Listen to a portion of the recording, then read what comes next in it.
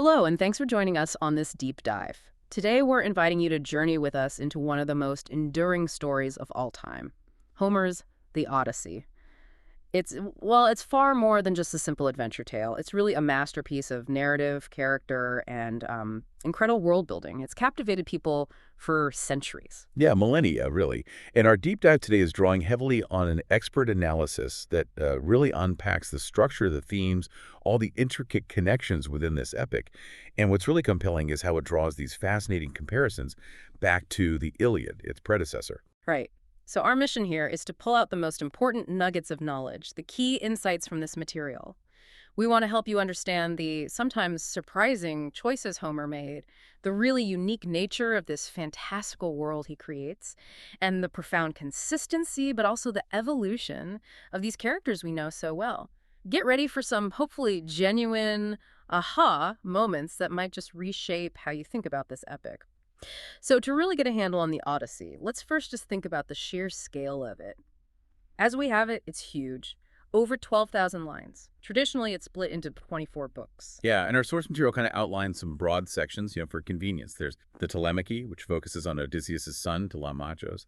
Then you have parts about Odysseus' homecoming, then his great wanderings, which is maybe the most famous bit, and finally his time back on Ithaca. Plus, there's a clear beginning, the proem, and a definite end. But as the source points out, these divisions aren't totally rigid, are they? They're not watertight, more like helpful signposts. Exactly. And if you just lay out the basic story, Odysseus fights at Troy for 10 years, right? Then he spends another 10 years trying to get home. And along the way, he loses everything: ships, men, treasure. Everything. He's finally brought back to Ithaca in secret by the Phaeacians. Meanwhile, for 20 years, his wife Penelope has been stuck, basically under siege by, 108 suitors? 108, imagine, all trying to marry her, take the kingdom. Right, and his son, Telemachus, who was just a baby when Odysseus left, goes off on his own journey to find out what happened to his dad. And a key thing here is the goddess Athene. She's kind of overseeing things, guiding them. She helps bring father and son together. They plot this bloody revenge against the suitors with a couple of loyal servants. And then it kind of wraps up quickly at the end, doesn't it? A hasty reconciliation with the suitors' families patched up by Zeus and Athene stepping in. Yeah, a bit abrupt, maybe. We can come back to that. Okay, but the start is what's really fascinating structurally, because the Odyssey, like the Iliad, it just throws you right in media res in the middle of things. It's exactly. We jump in during the 10th year of Odysseus' journey home. Things are already building to a head. We find out where Odysseus is pretty quickly stuck on Calypso's island. But then, boom, the narrative shifts immediately to his son, Telemachus, back in Ithaca. Athena sends him off on a journey. So we don't even properly meet Odysseus for quite a while. We follow Telemachus to Sparta first, hear news about Odysseus, then we finally circle back to Odysseus himself. The story order is definitely not the chronological order. Not at all. His main adventures, the great wanderings, they're told much later as a flashback, a throwback narrative by Odysseus himself. So why? Why start with Telemachus? Why this whole section, the Telemachy, right at the beginning instead of just, following Odysseus from the start? Well, it's a great question. Our source touches on the debate. Was the Telemachy originally separate, tacked on later? But the analysis strongly suggests it's far more likely a deliberate artistic choice by the poet, a conscious diversion. All right, so not just an accident of compilation, a deliberate move. What's the payoff then? What does Homer gain by doing this? Several things, actually. It's quite strategic. First off, by delaying Odysseus' own appearance, Homer massively increases his stature, his importance. Oh, so?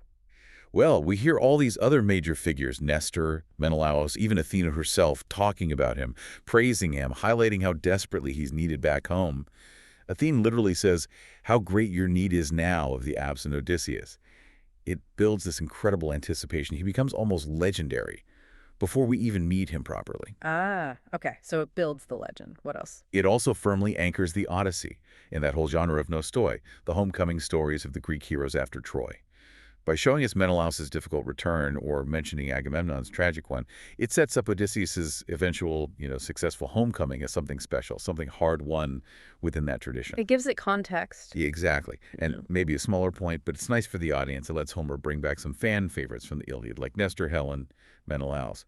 And the sources they're presented all very like themselves in the Iliad, so it's a familiar touch. Okay, that makes sense. Comfort food for the epic audience. Sort of. And maybe most crucially, The telemachy establishes the justification for slaughtering all those suitors later on. Right, because just killing 108 guys might seem a bit much, even back then. Precisely. The source notes the audience wouldn't just accept it. So Homer has Zeus and Athene repeatedly bring up the example of Orestes avenging his father Agamemnon, setting a precedent for righteous revenge. Athene is actually shown insisting on the slaughter, and she even sets up the suitors' failed ambush of Telemachus, making them clearly guilty and deserving of their fate. So it builds the moral case and Athene's role. Yeah. Starting with Telemachy lets Homer establish Athene as the protector, the guardian spirit of Odysseus's family right from the get-go. It neatly avoids some potentially awkward older traditions where she might have been angry with the Greeks after Troy. Here she's firmly on Team Odysseus. Gotcha. And what about Telemachus himself? It gives him space. It allows Telemachus to grow up a bit, gain some confidence, build his own reputation, as Athene predicts. He gets to step out from his father's shadow before Odysseus actually returns, and inevitably dominates the narrative. It's quiet character development. So all these choices, starting in the middle, focusing on the son, first they point to Homer really understanding his craft, right? The source mentions this idea of a Homeric philosophy of storytelling, particularly around delay. It's like Homer enjoyed drawing things out. Absolutely. It suggests Homer saw delay not as a flaw, but as a feature, a key technique. You usually see characters within the epic praising long, detailed stories. King Alcinous tells Odysseus basically, wow, you tell a great story, keep going. Ha! So the characters themselves appreciate the long form. Exactly. It underlines that this delay, not getting straight to Odysseus, was part of the pleasure, part of the epic style, like how the Iliad delays Achilles and return to battle. Homer seems to be saying, settle in, enjoy the journey of the telling, not just the destination. Okay, so we've seen the setup with the telemachy. Now we get to Odysseus' own adventures, his wanderings. Our source breaks these down, which is helpful. There are the general wanderings as part of the Greek homecomings, the nostoi. Then the really famous bit, the Great Wanderings, which Odysseus himself narrates. Then his actual homecoming journey from Calypso's island to Ithaca, told by the poet. And finally, these fascinating lying stories he tells when he's in disguise. Yeah, and those great wanderings, that's the stuff everyone remembers, right? The Tour of Marvels. You've got the Ciconians, the Lotus Eaters, the Cyclops, Iolos in the Bag of Winds, the giant Laestrygones, Circe, the trip to the land of the dead. The Sirens, Scylla and Charybdis. Right, the cattle of the sun god on Thrinacia, and finally ending up with Calypso. And what's really key here, the source points out, is that after the Ciconians, Odysseus is basically blown off the map. He's wandering among these marvels where, trying to pin down precise locations on a modern map is mostly guesswork. It's a fantasy realm. And the gods seem a bit different in this section too, don't they? When Odysseus is telling the story himself. Yeah, the major Olympians are less directly involved. Poseidon becomes the main antagonist, obviously furious because Odysseus blinded his son, the Cyclops Polyphemus, and Athene. Her previous, possibly traditional anger at the Greeks is kind of explained away. She says she didn't intervene to help Odysseus during this time because she did not want to fight with my father's brother Poseidon. Convenient. A little bit. Yeah. But it works. And instead of the big gods, you get these powerful minor divinities playing huge roles. Circe, Calypso, and monsters, of course. Scylla, Charybdis, the Sirens. And even the mortals seem, well, superhuman sometimes. Right. The Lotus Eaters' magic fruit, the Phaeacians have those self-guiding magic ships and incredible orchards. The Laestrygones are unnaturally strong giants. Even Iolos, who's described as a mortal king, is given godlike power over the winds by Zeus. It's a world operating under slightly different rules. You mentioned the Cyclops. The source makes an interesting point about how Homer's Cyclops are maybe different from other myths. Yeah, it's quite specific. In Homer, they're mortal shepherds. There are many of them. And Polyphemus is Poseidon's son. That's different from, say, Hesiod, where the Cyclops are divine smiths, sons of Uranos and Gaia. And the name itself, Cyclops. It means round-eyed. But Homer seems to interpret it as one-eyed, which suggests he might have been adapting a popular folktale, maybe misunderstanding or changing the original meaning slightly. There's also that slight logical hiccup. Odysseus was already lost and wandering before he blinded Polyphemus. The blinding is what earns Poseidon's focused wrath later. Ah, right. So the cause of the long wandering wasn't just the Cyclops incident. Exactly. The source suggests Homer might be making a compromise here, weaving together different reasons for Odysseus's troubles. Okay, now what about those lying stories? The ones he tells when he gets back to Ithaca and he's disguised as a beggar. Right. He tells 5 different false identities. He has to. People keep asking him, who are you? Where are you from? And crucially, unlike the Great Wanderings, these stories are always plausible. They're set in known and identifiable places, Crete, Egypt, etc. They sound like real, albeit unfortunate, life stories. And there's one detail in particular the source highlights about Egypt. Yes, this is fascinating. One of his lies involves leading a disastrous pirate raid on Egypt.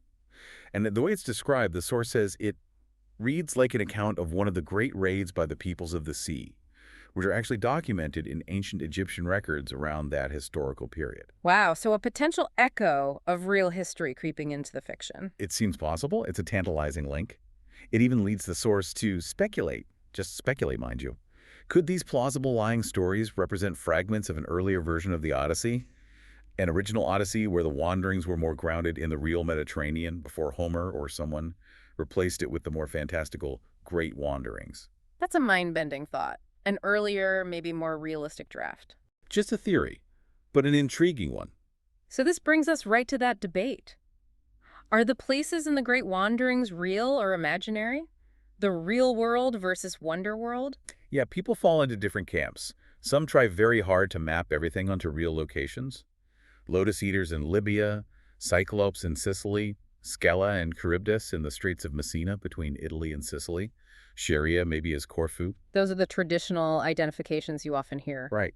But the source points out serious difficulties. The text doesn't always back these up cleanly. Homer doesn't say the Cyclops are in Sicily, for instance. And Scheria is described as remote, far from other lands, which doesn't really fit Corfu. Plus, by the time the Odyssey was likely composed, Greeks were already settling the Western Mediterranean, so it wasn't quite the mysterious edge of the world anymore. And there's that weird thing with Ithaca itself, isn't there? Homer's description doesn't quite match the real island of Ithaca. Exactly. Homer describes Ithaca as low-lying and furthest to the west dark, with other islands to the east. That description actually fits Corfu, traditionally identified as Scheria, much better than real Ithaca. The source calls it topographical accuracy with geographical incoherence. Homer seems to have accurate details, maybe from sailors' reports, but he mixes them up or places them incorrectly on his mental map. So the conclusion is Yeah. a mix. Pretty much. The places and peoples of the wanderings are combinations. They're born from the poet's imagination, fueled by folktales, myths, and maybe bits and pieces of solid, unassimilated fact from travelers.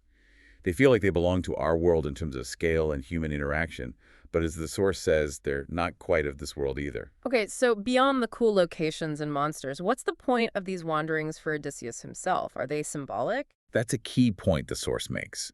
They're not meant to be symbolic or allegorical in a general sense, like representing mankind's journey through life or anything like that. Instead, they're very specific trials, tests of terror, of force, of temptation.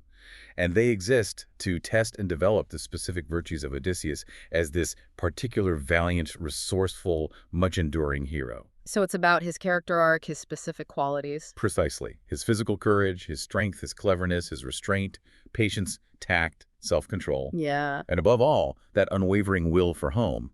The trials forge that specific hero. Right. And after all that, Odysseus finally makes it back to Ithaca. And this is where the pacing does something really unexpected, isn't it? Almost 9 whole books are spent on Ithaca before he deals with the suitors. That's way longer than the Great Wandering section. It is extraordinary. And in terms of big plot points, not a huge amount happens physically during large stretches of those books. It's a lot of talk, planning, disguise. So why draw it out so much? What's the purpose of this long delay right before the climax? Again, it serves multiple narrative functions, according to the analysis. It allows for that slow, satisfying, bit-by-bit recognition of Odysseus by different people. First Telemachos, then his old dog Argos, the nurse Eurycleia, the swineherd Eumaeus, the cowherd Philotios, eventually Penelope, and finally his father Laertes. Each recognition is its own mini-drama.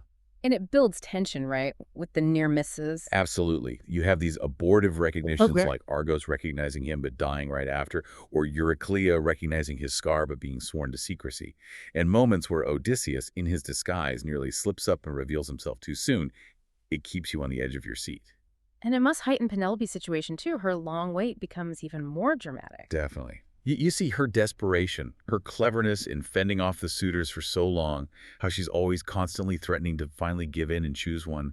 Her cautious, circumspect nature is beautifully drawn out during this long section. And for us, the audience, there's that dramatic irony again. Huge dramatic irony. We know it's Odysseus in disguise. We're in on the whole secret, watching him interact with people who don't know who he is, watching the suitors basically walk into his trap. We see the victims being gulled by the hero. And all this talk, this slower pace, it gives so much room for character depth, doesn't it? Immense depth. It allows Homer to really elaborate on resourceful Odysseus, thoughtful Telemachus, and circumspect Penelope. Their personalities gain incredible intensity through these seemingly slow books. Now, about those suitors, we talked about the justification for their doom, but the source suggests they're maybe not pure evil. Right. I mean, they're definitely a bad lot. They're arrogant, disrespectful, they abuse hospitality, which is a huge theme. But they're not presented as completely irredeemable monsters either. The source notes they show some moral notions and some sense of decency. They participate in religious rituals. Odysseus even tries to warn one of them, Amphinomus, the best of them, urging him to leave before the slaughter. But he doesn't leave, does he? No, Athene has already sealed his fate. But the attempt shows a flicker of something other than pure vengeance from Odysseus, maybe. Still, the source does raise the question of whether their eventual fate, all 108 killed, plus some disloyal servants, seems perhaps excessive, even given their bad behavior. Interesting. A bit of nuance there. Okay, so after the slaughter, the reunion with Penelope, we get to the very end, and the source describes the ending as feeling hurried. Yeah, after all the incredibly detailed buildup, the final reconciliation with the suitor's angry relatives feels quite compressed. It relies on what scholars call a Deus ex machina, literally God from the machine. Zeus and Athena basically show up and impose peace. Just like that. Pretty much. The source calls it a hasty and inadequate resolution, even suggesting the poet's hand has lost its firmness a bit at the very end. Which leads us naturally into that big perennial question, Homeric unity. Was it one genius poet, one Homer, who wrote both the Iliad and the Odyssey? Ah, the million drachma question. It's been debated for centuries. The source leans towards unity, or at least puts the burden of proof on those who argue for two different authors, analysts, versus those who argue for one, Unitarians. What's the strongest evidence for a single author, or at least a very closely linked authorship? Well, perhaps the most striking thing is the consistency of the characters who appear in both poems.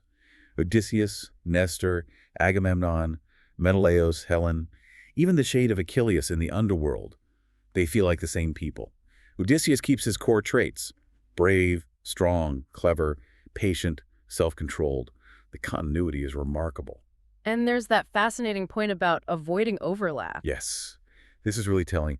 When the Odyssey refers to events from the Trojan War, it never describes incidents that are actually in the Iliad. It talks about the Trojan horse, Odysseus spying in Troy, wrestling match he won, none of which are in the Iliad. It strongly implies the Odyssey poet knew the Iliad intimately and was deliberately working around it, not wanting to trespass on the earlier epic's territory. Okay, but there are differences between the two poems, right? Stylistically, thematically. Oh, absolutely. The Odyssey often focuses on smaller groups, individuals, families. There's less need for the constant presence of the Olympian gods interfering, especially when Odysseus is narrating his own story. Minor divinities like Circe, Calypso, Hermes play bigger roles. Olympos itself feels more like a distant Never Land than the actively involved divine court of the Iliad. What about the language, the poetry itself? The Odyssey generally has fewer of those extended, elaborate similes that are so characteristic of the Iliad. Storms in the Odyssey were often just dangerous storms, real obstacles for the sailor Odysseus. And you get more glimpses of ordinary life, humble working people like Eumaeus the swineherd in the flesh, interacting directly with the hero. So quite a few differences. How does the unity argument counter that? Despite all those differences in focus and feel, the source argues the overmastering impression is one of unity when you look at the actual nuts and bolts of the language. The rhythm, the meter, the phrasing, they share countless fixed phrases, the famous Homeric formulae and epithets. Like wine blue sea or rosy-fingered dawn. Exactly, or son of Laertes and seed of Zeus, resourceful Odysseus. These building blocks are everywhere in both poems. Even when formulae typically used for combat in the Iliad are adapted for different, sometimes mundane situations in the Odyssey, it shows, according to the source, a deep, intimate similarity of ear and verse building. Like they come from the same poetic toolkit. And sometimes it seems like the Odyssey poet is even having a bit of fun with those formulae, almost playfully. Yes. There are moments that hint at that, like using a grand simile, originally for a fierce warrior like Sarpedon in the Iliad to describe Odysseus, naked and shipwrecked, approaching some young girl's washing clothes. It's slightly comical. Or when Telemacho sneezes, and the sneeze clashed horribly, using language usually reserved for the clang of armor or weapons. It suggests maybe a generally lighter tone overall in the Odyssey, and a poet comfortable enough to playfully manipulate the traditional phrases. So, where does the analysis land on the authorship question, finally? One Homer or two? Well, it's impossible to prove definitively, of course, but the source finds the evidence leans towards either one single Homer composing both epics over a long career, maybe, or perhaps more persuasively, an old master, Homer for the powerful, tragic Iliad, and then a brilliant young master, maybe a student, an apprentice, perhaps even a relative, who also used the name or title Homer, responsible for the adventurous, subtly different Odyssey. That second option seems to account well for both the deep similarities and the noticeable differences. Okay, so we've really unpacked a lot here about how Homer's Odyssey works. Through its unique structure, that amazing world building, and the deep character work, it just keeps drawing us in, challenging how we think about epic stories. From that clever delay right at the start, putting Telemachus first, to the incredible mix of the real and the fantastical in Odysseus's journey, every piece seems so carefully placed. It really does feel meticulously crafted, even with those slight rough edges maybe at the very end. So the question for you, listening, might be, what does all this mean? Given this deliberate focus in the Odyssey on the long, drawn-out process of return, of recognition, of testing a hero's inner strength, his patience, his wits, his endurance, how does that shape our own ideas about heroism, about perseverance, about what homecoming really means, maybe beyond just the physical return? That's a great question. And maybe think about what other stories, classic or modern, might be using these same kinds of timeless techniques: the delayed reveal, the trials that forge character, the blend of realism and wonder. Where else do we see echoes of Odysseus' journey? Something to chew on.